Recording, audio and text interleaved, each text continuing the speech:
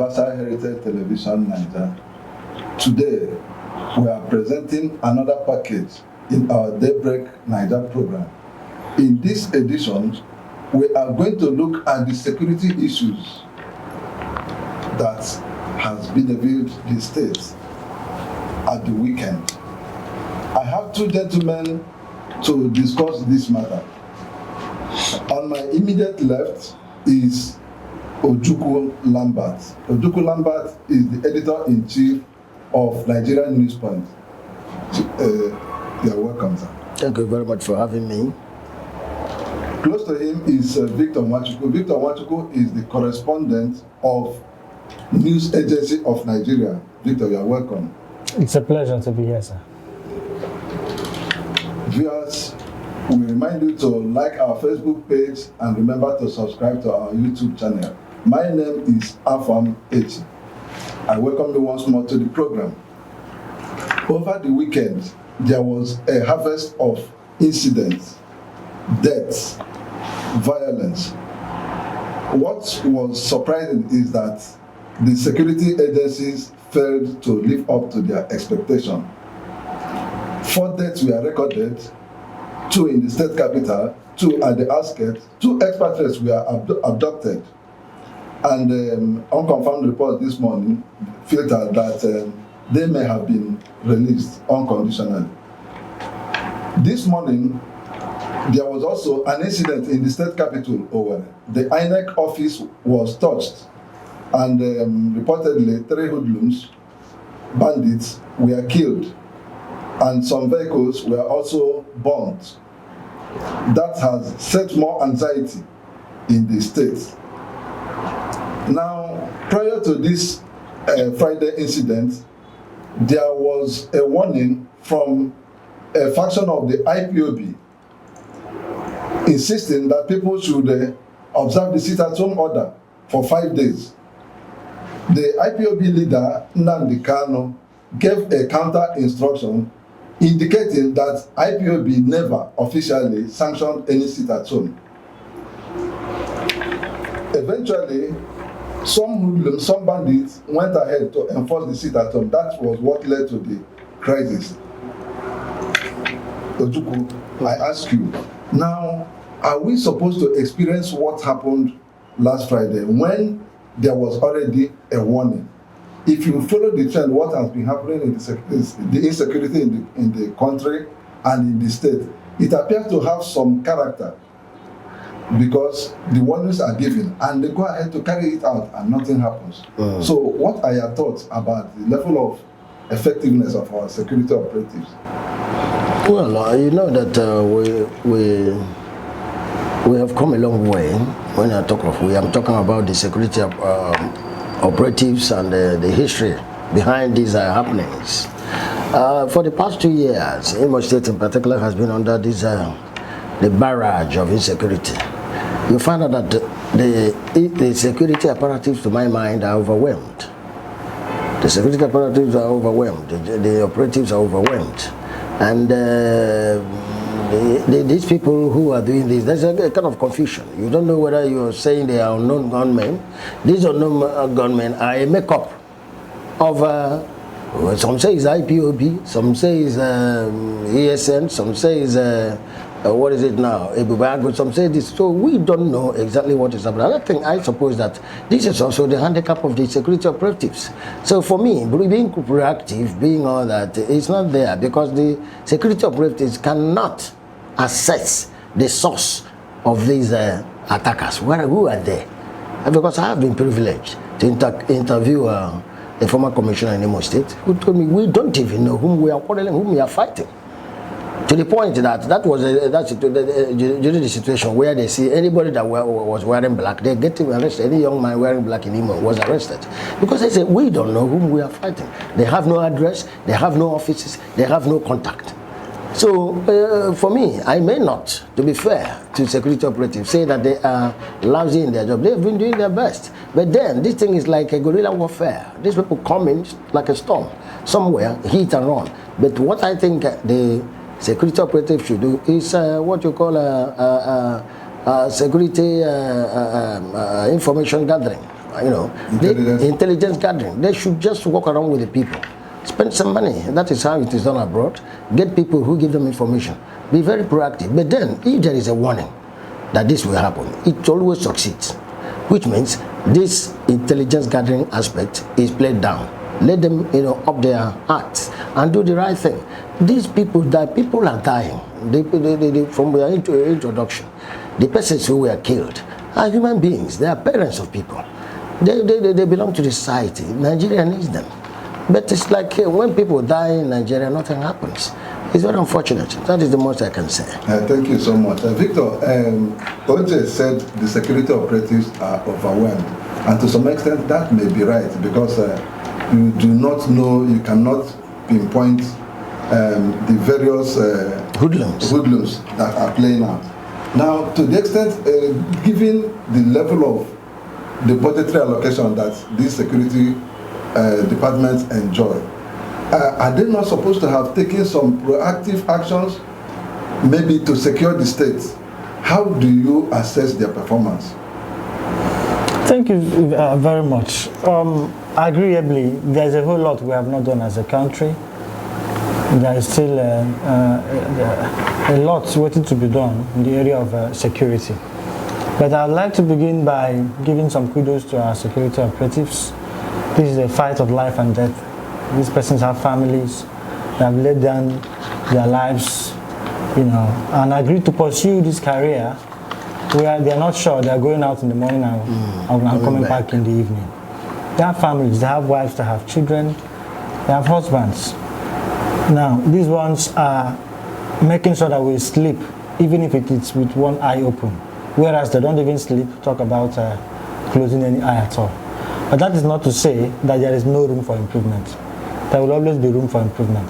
Because if these hoodlums get one step ahead, we expect our security operatives who have been trained in criminology and other aspects of their job, to go 10 steps ahead. Yes. We may not be getting the result we want now, but I must say that over time, looking at the way the state was before this time, there has been some improvement, but a whole lot still needs to be done. And just like has already been said, we have a lot of work in intelligence gathering. The intelligence of our security operatives need to be scaled up. There is need to scale it up. And there is also need to avoid politicizing any issue that has to do with security. Because security is about life and death. And you don't politicize the lives of humans. Life is sacred. A former president of this country said that his political ambition is not worth the life of any Nigerian. That tells us how some of our good thinking leaders have seen the sanctity of life. This sanctity of life must be upheld. And it begins with all of us at the same time. It begins with the masses, it begins with the security operatives, it begins with the government. A lot is allocated to security. How have we been able to justify these allocations? Yes. So I think there is still work to be done. I will congratulate the security operatives because between last night and now we have heard of some arrests. That is quite commendable. It's a step in the right direction. Some were gone down. Thank you very much. Some were also gone down. But that is not to say that we cannot avert some of these things. We can actually prevent them from happening. But to the extent they can, I think they are trying, but a lot still needs to be done. OJ, let me ask you. There was a time in these states, the security situation was terribly bad. People can hardly move around, and the state government was able to contain it. At the time, the government was stomping its chest, believing it has done so much. Then we are now seeing a resurfacing of the same insecurity at a very high level. Now, would you think that maybe the boys took a break and then were hibernating somewhere and decided to re-emerge?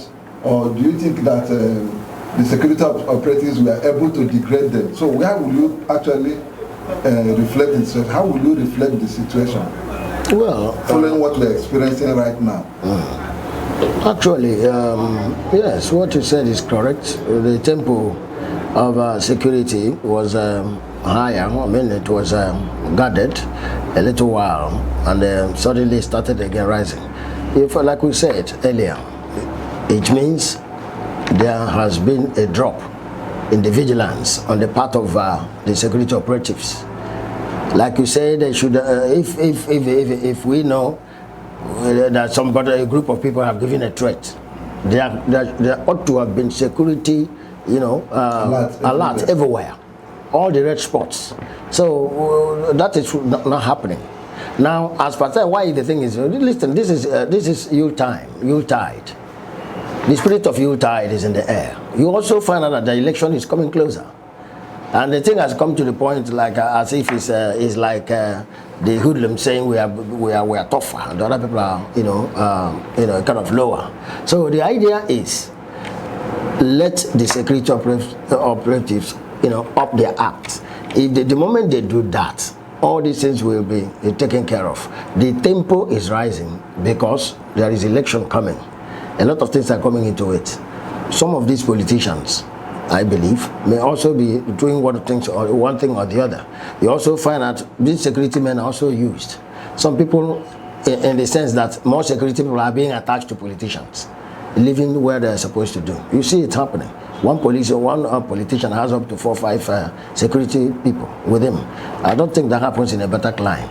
So what we're going to do is to, redouble our effort. A change from the system. Our problem in Nigeria has been a systemic problem, and it is affecting every other phase of our action, of our life, be it in agriculture, be it in education, be it in security, be it everywhere. Because of lack of system, we don't have a very good system, an organized system. That is what is happening. The security operatives must do well, even though it has been said, my colleague here, that they are human beings too, they have families. But if you decide to be a soldier, you must know that the soldier's job primarily is to war, and not to go home and drink tea and coffee. So the security must come out, the government must give them the gadgets. If they have a security apparatus, that when you are shooting them, from what I understand, the hoodlums, when you are shooting them, they are coming. So the security, all security people should also, guide against that. Get some security apparatus, like it's happened abroad. The moment you are 10 meters away, they pick you up and you are gone. You don't need to go and do abracadabra like we hear when they say you disappear and all that. There are security gadgets that can tell you, watches on even your eyeglasses, that the moment you see somebody coming, you know that he has a metal on him or her, and you can feel it and you pick him up. So these things, there are a lot of things we can do. From the budget, talking about the budget you made a reference to earlier, this budget should be put through effect and good use, so that these things these stories are too much. Every day the same story, every day the same story. We shouldn't be talking about these hoodlums. In the past 2 years, it's been their hoodlums. It's been their hoodlums. Are the hoodlums greater? Are they more sophisticated by training? Like my brother said here, these people are trained in act of crime management. If you are trained, you are trained. If you are not trained, you are a hoodlum. So the people who are trained should manage and extirpate and contain the hoodlums. I don't see the rationale behind the hoodlums defeating, overwhelming them, killing a security man. It's an indictment. Yeah, Victor, I ask you, now, assuming this level of insecurity is sustained, we are in a very critical moment, the moment of Christmas, and we are approaching election. People are coming home, to reunite with their families and all of that. You see, there will be that scare. People will be dissuaded from coming home because they will tell you insecurity. And the election that is forthcoming, do you suspect that these two events are likely to be affected if this level of insecurity is sustained? Do you see our government containing the situation and allowing making the election possible to hold? Thank you very much. There is no way these two events will not be affected with continued insecurity. I mean, who goes about celebrating when there are gunshots from unknown places? Who walks about in the evenings drinking palm wine and bushmeat at his backyard with his friends who just returned from overseas, when that backyard has been overtaken by hoodlums? Christmas will become a far cry if the security of the state is not secure, it's not guaranteed. And the environment. Yes, we need to be sure of our security before we can embark on any form of enjoyment. And then talk about the elections. Voter apathy will rise. It will increase, and you don't blame the voters. Nobody comes out to have his head lost to an election. Yes. So this insecurity, just like my senior colleague said, will affect, is already affecting every other area of our lives as humans, as individuals in this state.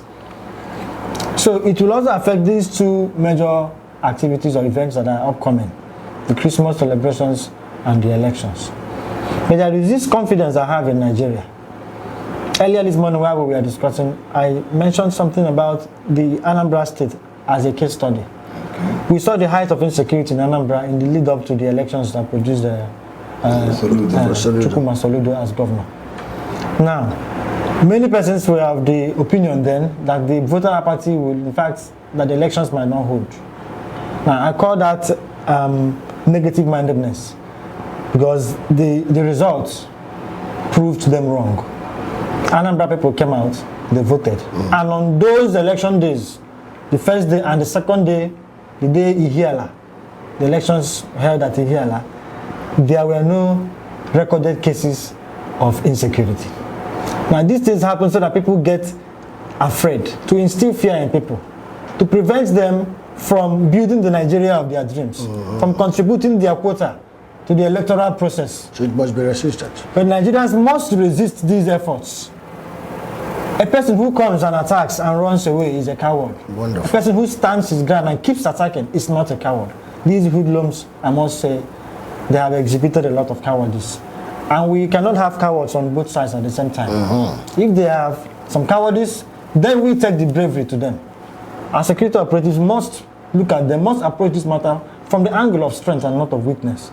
We are greater than our troubles, our challenges. We can overcome them. We go for peacekeeping in places outside Nigeria. And we do well. And we do excellently well. We come back with awards.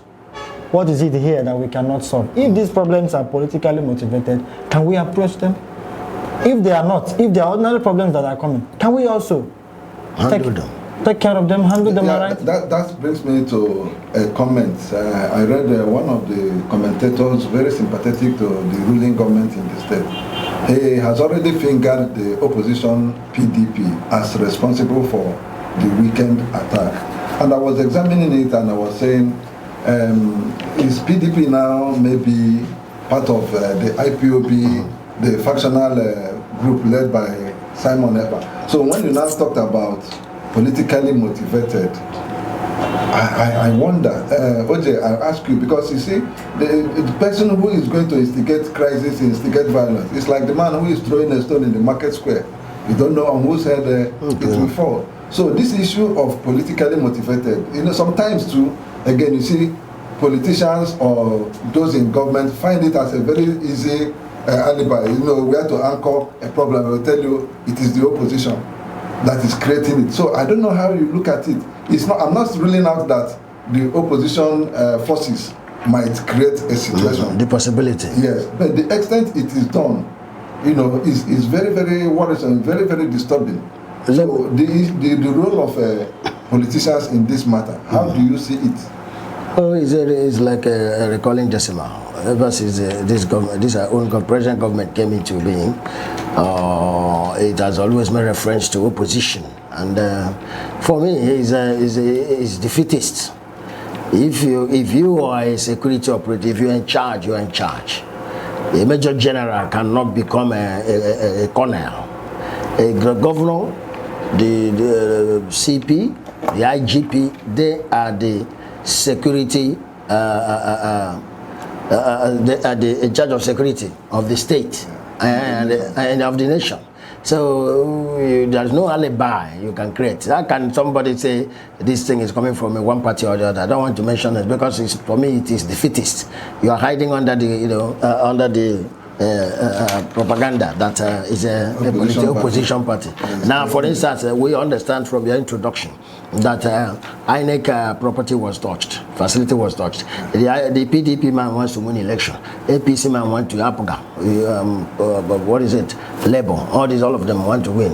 But what does he want to destroy the facility of INEC? The process through which it will emerge. And so all these things for me are make up. people who are in leadership must take control. You must take charge. If you are in charge, like you are here now, supervising what you are doing, if you call short and say, gentlemen, this is the much you can do, everybody goes home. You must take charge. When you are given a job in Nigeria, that is why we have this cliche, the buck stops here. If you are the governor, if you are the president, if you are the IGP, you must do what you are supposed to do. Protect lives and property. There's no two ways about it, and no two ways about it. Telling us it's a politician. How can a politician, does he have gun? If the governor has a privileged information of security, he has it. What he has, the information he has, nobody has it. He is number one. That is why he's always interacting with security. You have DSS. If they are failed, let them say they have failed. You know, we have police. If they have failed, let them say they have failed. You can't tell us it's politician. Which politician? If you know the politician, pick him up. And that is if you know the politician, stop him. That is you cannot be wasting life and killing people and it's like a joke and are killing politicians. If you know, if we are so clever, if you are intelligent, if you are information gathering, your surveillance shows that this is patriotism. Who is he? Is the politician Jesus Christ? You pick him up and put him where he's supposed to go, then the trouble will stop.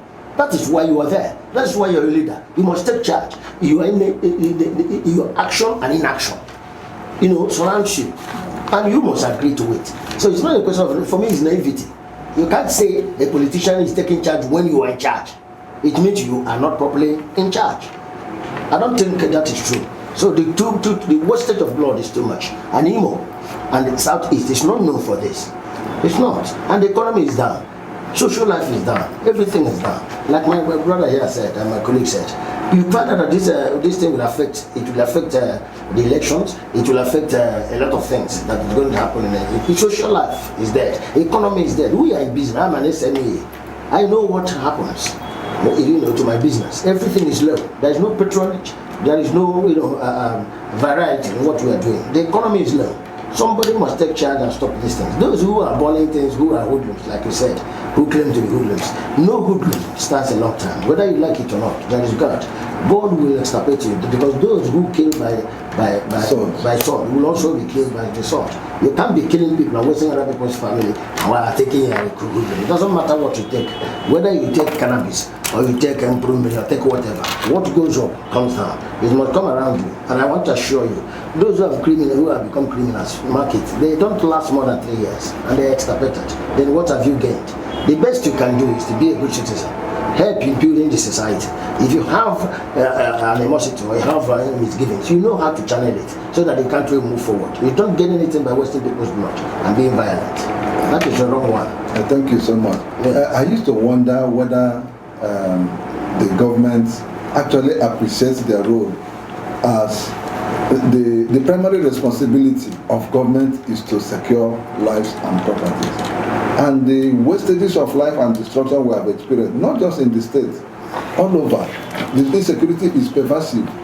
You know, in spite of all the efforts coming from the government, as they tell us, the insecurity continues to overwhelm. Just like what they said, the security operatives are overwhelmed. Now, people are now pointing fingers at the same security operatives as responsible for what is happening. Police have been alleged to extort people, harass people, even kidnap people. We have read the social media reports of what happens in the state. And the government is not talking, they are not making any statement in defense or in that regard. So to what extent do you think the police are culpable, Victor? I mean, yes. The security operatives. Yes. Generally, because you also have DSS. Yeah, the security operatives, what extent have they failed in the society? The role of our security operatives in this whole thing is not up for argument. Nigerians, especially the youths, went out to protest what was called the NSAS protest. The whole world knows that they felt that the security operatives had failed them, especially the police. Police brutality and every other form of security brutality. I mean, it was exposed to the extent that even the blind could see. So if we're looking at whether the security operatives are culpable, to a very large extent, Nigerians have already answered that question. What remains to be known is what steps have been taken since that time to curtail the role of the security operatives in promoting this brutality and insecurity. Because either by omission or by commission, you could be promoting insecurity, even when you think you are doing what is right. You understand? You see young men on the road, you stop them, you see a picture on their phone, you accuse them. Without any form of prosecution, you take them out, and the next thing is jungle justice. And these things are reported. It gets to the height of it, and the entire nation protests. If it continues after then a lot many question marks arise. Do you understand? Yeah, there's a whole lot, like I have said ab initio, that we have not done as a country. So we cannot continue to dance around our problems. Our security needs to step up their game. The security chiefs need to do a lot of sieving in the system. A whole lot of sieving is needed. Explain what you mean by sieving. You mean in terms of... looking at their men and officers. Okay. Because if these allegations are coming, and some have been proven to be true, leading to a national protest, I mean, then that sieving should have been done long before now. We should have been able to hear at this time that social security officers have been relieved of their duties because of being culpable in this or in that. I do not think... problem keep ourselves going on. Thank you. And that leaves much to be desired. So the insecurity we are facing, we cannot overflog it by, addressing the problem, speaking about it. What I think we should be doing now is solving the problem, not just talking about it. And solving it, you and I may not necessarily do much of the solving. We only remind them of what the problem is. Those in the hierarchy, those who are the bosses of the army, of the police, of the DSS, and of all the security agencies that we have in the country, should be able to address these problems from their vantage positions. By the time you indict one or two persons, others will know that you are really serious about the things we are preaching. Talking and preaching alone will not solve these problems. Okay, let me also add my voice to that, what you've said. You find out that the security men, at the lower rung of the security apparatus, there's corruption. At the lower rung? No, at the apex. Okay, the apex. At the apex, that is affecting the lower rung. I have police friends. Do you understand? We live with them. Some of our relations are police. I have relations who are policemen or policemen. They relate very sad story. A policeman, like we said, is a human being, he's a father. He has blood in his body. He goes to the same market we go. He has a wife and children. They go to the same school. No police officer, police officers' children and army and the DSS, they are not on free education. They pay fees. They pay tuitions in the universities. Now, a police officer knows that this man was a DPO in Olako branch, and they bring him into headquarters of police. He becomes one department. By the time you know it, in the next 7 months or so, he has a duplex in his village. He has 3 jeeps. The police officer is looking at his boss. He knows his salary. There is no policeman who doesn't know the salary of the CP. Doesn't know they know it. It's there, they are comparing their website. Now, this man becomes multi-million. So he becomes a very bad example to the police officer who is a toddler, so to speak. So corruption has been the bedrock of why security operations or operatives are not doing well.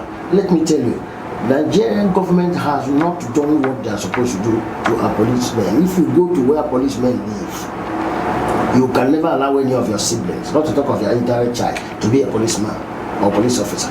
They don't have good quarters, they don't have water, they don't have nothing. So these people has to be taken care of at the lower round. If we talk about democracy, if you look at the American style, which is where we are driving from, security men, if you see where a security officer, I don't know how they are level, the lowest level you marvel. They are meant to be comfortable. They are very comfortable. If the man is psychologically organized and everything, he does his job well. If he knows that if he dies for this job, my children, my wife will be taken care of by the state, he goes and dies. That's why Americans say, I'm an American, I die for America.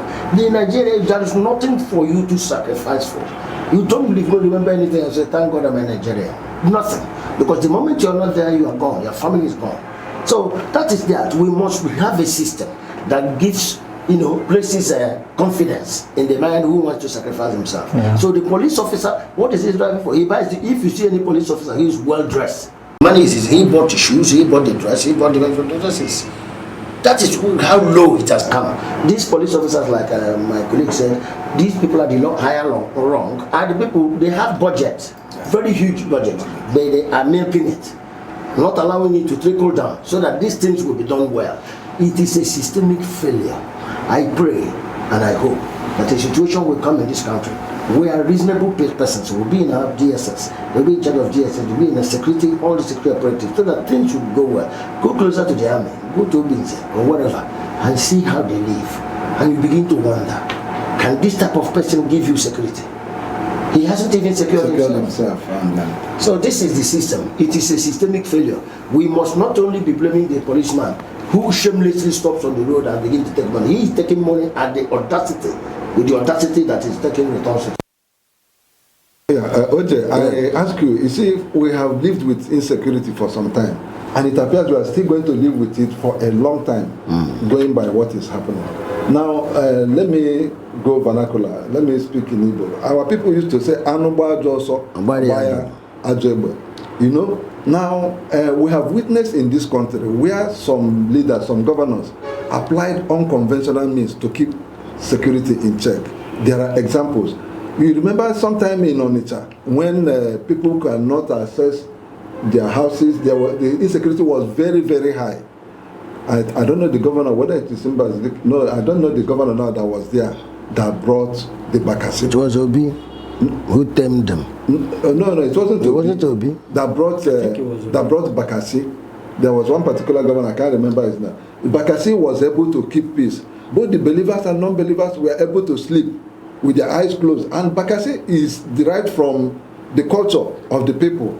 I tell you, in River State today, insecurity used to be very, very high. The cultism thing and so many of the... But today, I don't think we hear as much insecurity in River State as... So what is happening there? There was a group the governor deployed. They called them officers or something that used this unconventional means to check this. So is it not possible that the government should research into some of these things and bring them in, maybe perhaps refine them and get them to work? Because that is what we will expect in a decent, in a civilized society. Tap into what we have, and then get solution to what we want. Get solution to. Yes, I think I agree with you. But let me also tell it conventionally.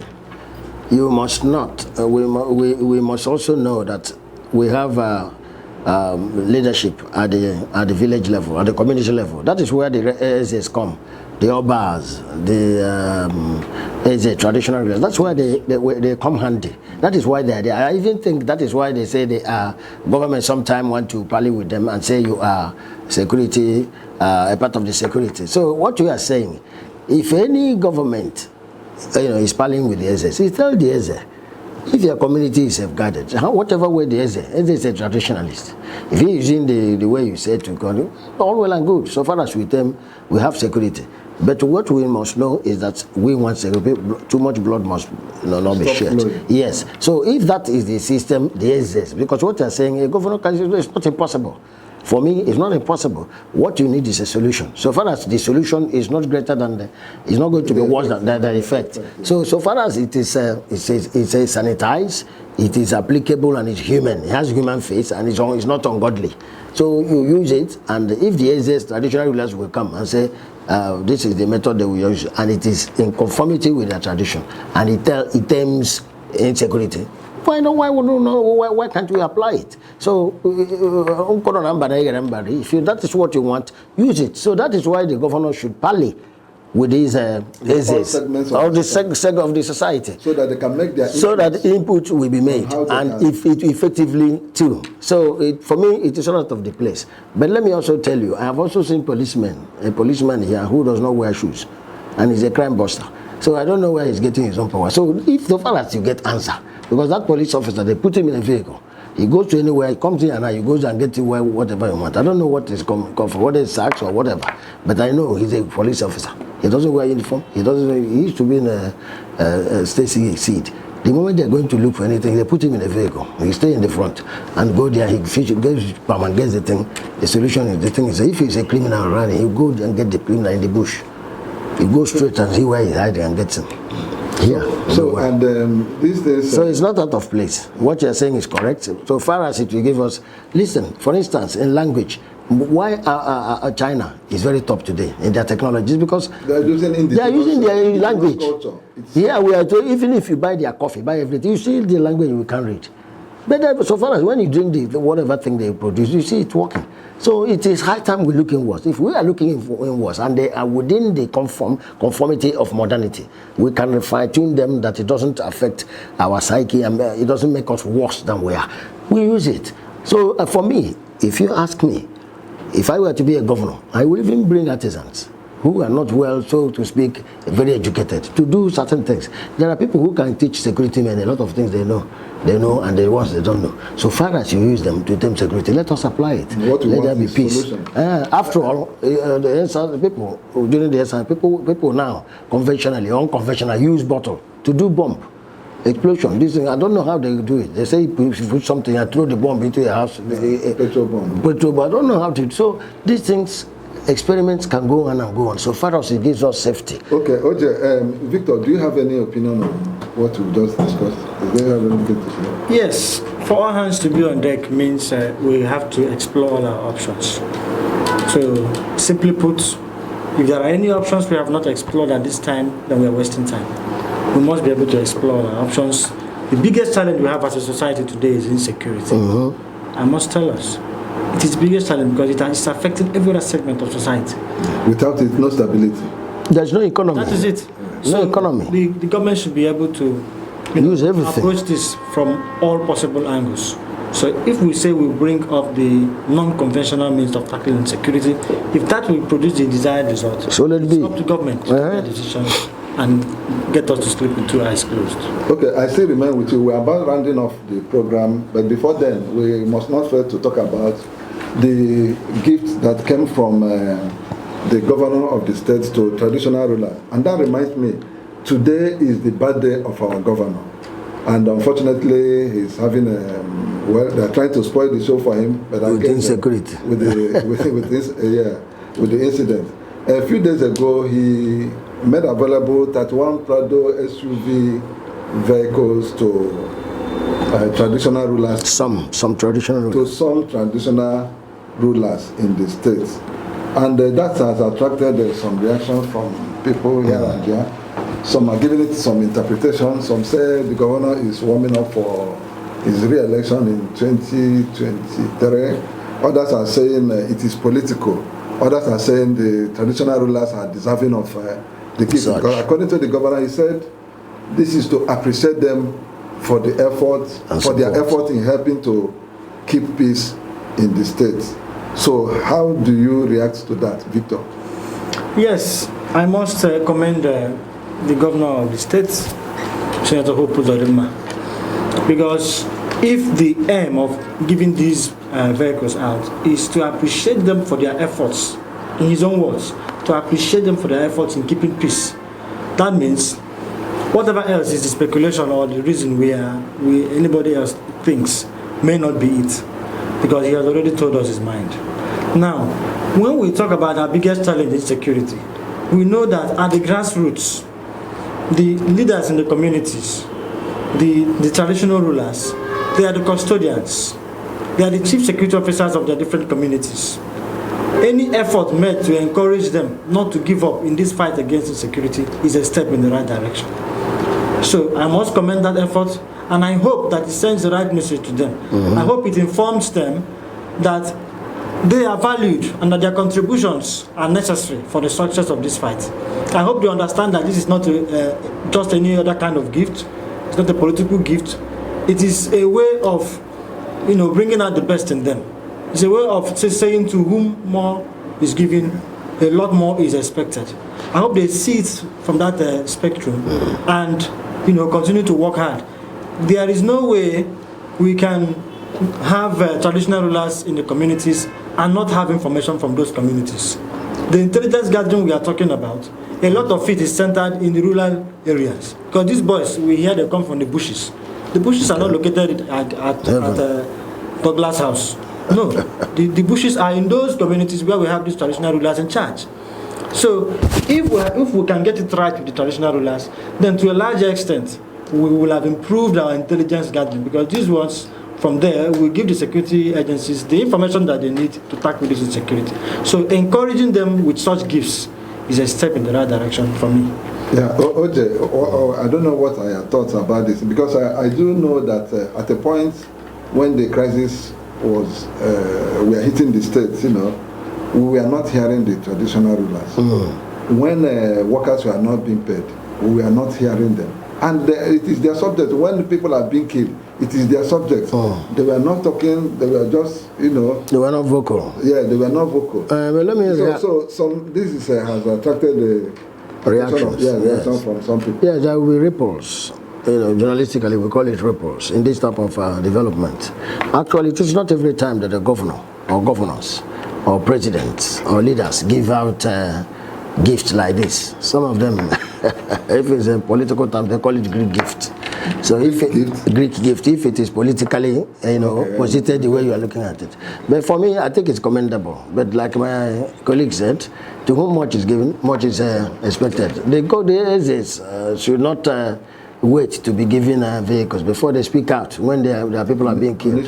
For example, you're talking about muffling voices. You find out that a lot of things are happening in a Izombe. The Izombe community is like a desert. I know they have about 5 or 6 houses there. Where are they? Why are they not talking? I do not know if they are among the people giving these vehicles. If they are giving the vehicles, where will they run it? Where will the vehicles, where would they apply? In the bush? Because all the places are on fire. And the people are running helter-skelter. So mine is, for me, it's a good one, what the governor has said. He has given a reason. But then, most importantly, that's what they call as stomach infrastructure. It's not happening much anymore. Stomach infrastructure? It's not at all. We must say that. It's not happening anymore. Are you saying the governor should do more? The governor should do more. As when he's donating vehicles, each of those vehicles can give SMEs. It can support a lot of people. For instance, let me give you an example. I'm a publisher of a newspaper.